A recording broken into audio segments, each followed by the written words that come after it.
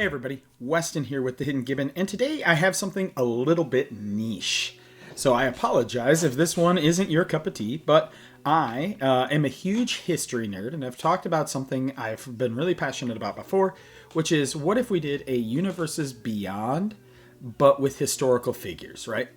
And so I had talked about this before, doing predominantly ancient leaders, generals, warriors, anybody could fit the mold. So I went ahead and went on MTG Design and made some cards, and I really had a lot of fun doing this because I'm a massive history nerd. So without further ado, let's see what you guys think of my designs. So we're going to have 11 of them here. So kind of like a secret lair, except for instead of 5 cards, you're going to get 10 cards. Number 1, shall we? So number 1, we could not have famous warriors that are magic cards without starting off with the great Khan himself, Chinggis. Chinggis Khan, or Chinggis Han, if you will, from Mongolia. He needs no introduction. Chinggis forged an empire that became the largest continuous land empire in history. At its height, the Mongol Empire, I believe the statistic is something like 50%, or just slightly under it, of the world's population was encompassed in the empire. Unlike some other conquerors in history, although he did have some very brutal conquests, he didn't do them just without a purpose or point. So I wanted to encapsulate Chinggis into a magic card. So I went with white and red. Red for conquest, right? The conquest that he had across China, Europe, Central Asia. And then white to represent the plains of Mongolia that he came from. And so I gave him haste, which so he can attack the turn he comes in. He's a 5/3. This is a 4 mana commander, and I gave him flanking. So flanking, for those who don't know, is an ability that gives creatures -1/-1 if they're like blocking. And then I created an ability called Feigned Retreat. So the Mongols were famous for this tactic in war, right? The Feigned Retreat would be their cavalry would act like it was retreating. It would start running away. And European knights, Middle Eastern cavalry, Chinese cavalry would follow the Mongol cavalry. And then the Mongol cavalry would turn on them and attack them and wipe them out. And so what I did with Feigned Retreat is try to emulate that by having it be blocking creatures you control get +3/+3. So kind of emulating that, okay, they're retreating and then they're going to kind of crack back. I did have another version of Chinggis that I made, but when I ran it by my friend Dewey, he said that it would be way too strong, which was, it was going to be an ability called Raise 2, which is when it dealt, and he was going to have Horsemanship. So Horsemanship and Raise 2, which Raise 2 was going to be whenever he deals combat damage to a player, destroy up to 2 target non-basic lands that player controls. Which I reworked that ability to be a little bit more balanced on another card, but I agree with him. It would have been too busted. So let me know what you think of Chinggis here. Let me know if I did the Great Khan justice. In at number 2, we have Oda Nobunaga. Oda Nobunaga is from the Sengoku Jidai period of Japan. He became the leader of the Oda clan, and he revolutionized warfare in Japan. So a lot up until that point, like samurai were very important, but the Oda clan relied very heavily on ashiragaru, which are peasant warriors. They would use yari, which are long spears, and then he also revolutionized the use of very early firearms, arquebus, that were initially imported from the Portuguese, and then the Japanese very quickly made them themselves. And without Oda Nobunaga, we would not have had the Tokugawa shogunate under Tokugawa Ieyasu. So Oda Nobunaga, he kind of united a lot of Japan, and then he died, or he was killed. And then Hideyoshi took over for him, one of his generals, and then from there became Tokugawa Ieyasu. So to really encapsulate all parts of Nobunaga here, I couldn't find a way to implement the firearm aspect, but I went with white, red, and black. Red because Nobunaga was known for his fury. He burnt a lot of Buddhist monasteries, and was just absolutely ruthless, unlike the Ikuiki, which was a religious sect in Japan. I went with black because he did have some treacherous ways to him, and then I went with white to kind of symbolize that warrior mentality. So I gave him Bushido 3, which is a mechanic originally from Kamigawa, which is when this creature blocks or becomes blocked, it gets +3/+3 until end of turn. And then I gave him Mobilize 3. So when he attacks, or when the attack happens, you get 3/1/1 Red Warrior tokens, and he has an ability of creature tokens you control have Bushido 2. Pretty standard, straightforward. I didn't make any new mechanics for Oda here, or for Oda Nobunaga here, so yeah, but he's interesting, and I'll be honest with you, I'm a huge Shogun Total War 2 guy, and so I play a lot of Oda. Peasants with pointy sticks win games. In at number 3, we have Boudica, or sometimes you'll see it pronounced Boadicea, queen of the Iceni. The Iceni were a tribe of Britons in Celtic Britain when the Romans invaded. She was the leader of the Iceni, and Boudica is famous for having led a revolt against the Romans. The Romans persecuted her people, her daughters, and so she led this massive peasant revolt. And so we reflect that in green and white. So green kind of representing the Britannic cultures of Britain, and then white symbolizing that peasant revolt against oppression. She has vigilance, and then humans, warriors, and soldiers you control have vigilance. And then she has an ability I gave called Rebellion 1. Whenever a creature you control dies, put a 1/1 counter on each creature you control. So the Romans were persecuting them, killing people, so it just made them more angry. And the quote I gave her is, join me to take back our freedom and to take our revenge. Now, she did manage to burn some cities and things like that, but unfortunately for Boudica, her peasant army, her army of her people, rose up and they faced off against a Roman legion. And unfortunately for them, as often was the time, or the case at this time, these barbarian armies, or tribal armies, couldn't match up to the very standardized war machine of the Romans, and they were slaughtered in a battle. And although there is no concrete source of what happened to Boudica, a lot of people believe that she chose to end herself rather than be captured. Next, we have Admiral Yi Sun-sin. Admiral Yi Sun-sin is a very famous hero from Korean history. He has a statue actually in Seoul. When my wife and I go to Korea every couple of years, because that is where she is originally from, and there's a statue of Admiral Yi Sun-sin in Seoul near Gyeongbokgung Palace. He defeated the Japanese in a naval battle using turtle ships. And so I wanted to represent him. Blue, obviously, because he was an admiral. And I gave him flash because, his victory was very timely at a time where the Japanese were inflicting great devastation upon Korea. And so what I have is, when Admiral Yi Sun-sin enters, create 3 1/5 turtle ship creature tokens, and these tokens have the ability of this creature may block any number of creatures. And then turtle ships you control have death touch. So a fun fact about turtle ships is they not only had cannons and then the metal spikes on top, but they also, some of them had set it up to spew kind of like a gas out of there was usually a turtle or dragon looking head on the front that would spew that gas. But that is Admiral Yi Sun Sin. And the quote for him is, "Those who seek death shall live, and those who seek life shall die."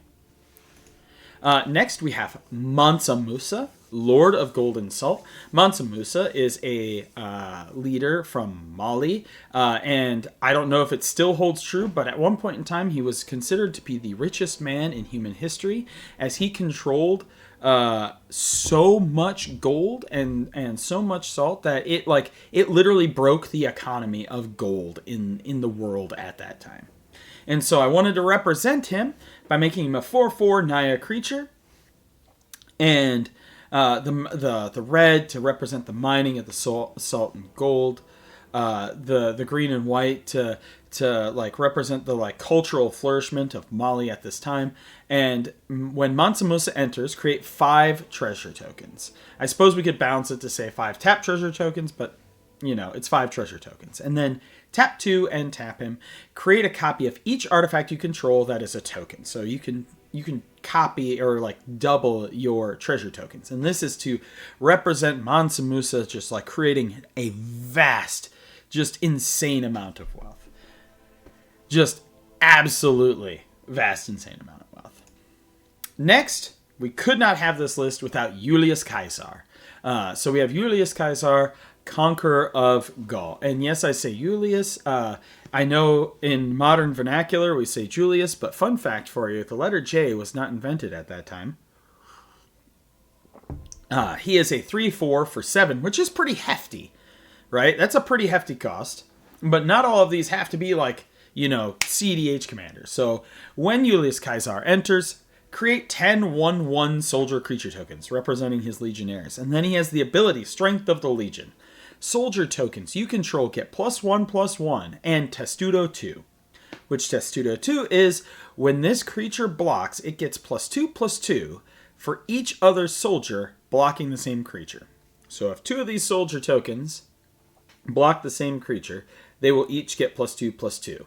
If 3 block, they will each get +4/+4, and so on and so forth. Representing the Roman military tactics of the Testudo and their organization, where they would literally just form a wall of shields and swords. And this is supposed to represent his conquest of Gaul, and the famous quote of Wedi Widi Vici. Next, the antithesis to the Romans, we have Hannibal Barca, Carthaginian general. He is a 3/3 for white and green. Hannibal is famous for, during the Second Punic War, terror, literally bringing terror to Rome, almost bringing it to its knees. But I wanted to encapsulate the height of Hannibal's conquests towards Rome. So I gave him Trample because Hannibal had his own war elephant that he would often have for battle, and I gave him the ability Battle of Cannae. Which I'll explain the battle here. The Battle of Cannae is 80,000 Romans were decimated by a force that was a fraction their size through sheer brilliance. He put his inexperienced and weak troops in the middle here, and when the Romans hit, the formation kind of went like this, right? Bowed inward and allowed the flanks to encircle around, and then his cavalry brought in, encircling the Romans and killing them almost completely. I can't remember, but if there were any survivors, it was very, very few. And so to represent this, for the Battle of Cannae, I have, whenever Hannibal enters, if an opponent controls more creatures than you, destroy all creatures your opponents control, then create three 3/3 green and white elephant creature tokens with Trample. And this is to represent the war elephants that Carthage brought to bear against Rome. Then, next, we have Attila, the Scourge of God, the other antithesis to the Roman Empire. So Attila was a Hunnic warrior. He terrorized not only the Eastern Roman Empire, but also the Western Roman Empire, nearly bringing the Western Roman Empire to its knees and weakening what was already a crumbling half of the empire. And so Attila, here, I gave him horsemanship. This step commander, I gave horsemanship. He is a 5/1 for 2 generic and triple red pips. And I gave him the title that he was given by the Romans, the Scourge of God. And he has the ability Raise the Empire. And that says, when Attila deals combat damage to a player, you may destroy target non-basic land that player controls. If you do, that player creates a Wastes basic land token. And as you know, Waste is a basic land that just produces 1 colorless. And I did this because one of Attila's most famous quotes, and the one that I put on here, is, "There where I have passed, the grass will never grow again." Attila was famous. So when we compare Attila to Chinggis, right? Chinggis, a lot of his destruction and razing of cities was very strategic. Destroy this city so that all of these other ones will surrender. Attila, that wasn't him. Attila destroyed and destroyed and destroyed. And fun fact for you, the city of Venice actually became founded because of Attila, because there was a city called Aquileia in the north of Italy that Attila sacked and destroyed, and the survivors fled into the swamps and the marshes, and that they are who created and founded Venice. That's a fun fact for you. Next, we have Zenobia, Queen of Palmyra. This is another historical character who went up against the Romans. She is famous for being, she is from, the city of Palmyra, and at that point, the nation state of Palmyra, which is in modern-day Syria. She conquered quite a bit of territory in the Middle East, including taking Egypt, before the Romans finally defeated her. And, things don't go well when the Romans defeat you. But I made her a Bant commander, and I gave her... I tried to get really unique with the idea that she conquered Egypt and made it more bountiful. So she's a 2/2 for 1 generic and then Bant, and she has Taking Egypt. When Zenobia, Queen of Palmyra, enters, gain control of target non-basic land until end of turn. Whenever that land is tapped for mana this turn, it produces double that amount instead. Now, this has a lot of combo potential. You play it in blink decks, right? You can steal your opponent's lands. Or, I didn't say a target land your opponent controls. I should have, but I didn't. And so you could technically take control of your own land. Take your opponent's Gaia's Cradle, tap it for double. that sort of thing, right? But Zenobia is kind of a great and tragic character from history, right? She was a leader that was well known for leading from the front, leading her people, inspiring her soldiers, and being very proud. And she was ultimately defeated by the juggernaut that defeated so many others at that time. And her quote is, "You demand my surrender as though you were not aware that Cleopatra preferred to die a queen rather than to remain alive, however high her rank." And you can kind of guess what happened to Zenobia, Queen of Palmyra. Next, we have Rundrama Devi, Queen of Warangal. She is an ancient Indian queen and warrior. She is famous for being one of the very first female Indian figures we have from history that is known to have led armies.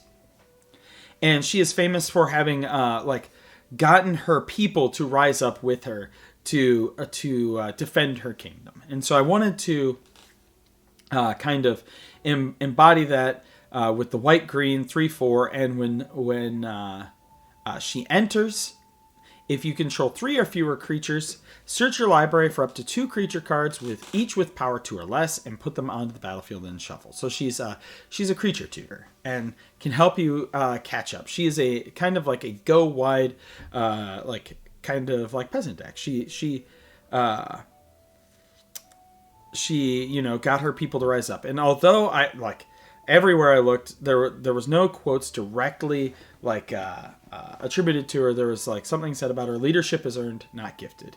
She didn't just sit on the throne; she led from the front in every way. And then our bonus card, so that she was number 10.